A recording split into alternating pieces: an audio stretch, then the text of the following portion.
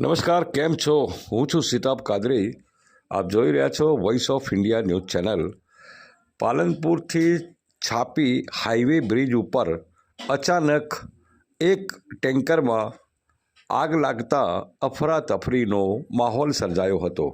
અચાનક લાગેલી આગના કારણે આસપાસના લોકો દોડી આવ્યા હતા. તાત્કાલિક ફાયરને ફોન કરતા ફાયરની ટીમ ઘટના સ્થળે પહોંચી આગ બુઝાવવાનું કાર્ય ચાલુ કર્યું હતું. ત્યાં સુધી લોકો પણ મોટી સંખ્યામાં આગને બુઝાવવા માટે અને કોઈ જાનહાનિ ન થાય તે માટેના તમામ પ્રયત્નો કર્યા હતા. એક તરફી માર્ગને બંધ કરી દેવામાં આવ્યો હતો અને આગના ધુમાડાના ગોટે ગોટા દૂર સુધી દેખાતા હતા. તાત્કાલિક ફાયરના આવવાથી આગ બુઝાવવાનો પ્રયાસ કરતા છેવટે આગ બુઝી હતી. કોઈ મોટી જાનહાનિ થઈ ન હતી. બાકી ડીઝલ કે ઓઇલનું ટેન્કર હોવાનું અનુમાન હતું અને મોટો બ્લાસ્ટ થાય તો મોટી દુર્ઘટના સર્જાય તેવા એંધાણ હતા. પણ સદનસીબે વહેલી તકે ફાયર પહોંચી જતા આગને કાબૂમાં લઈ અને આગ બુઝાવવાનું કામ કરવામાં આવ્યું હતું.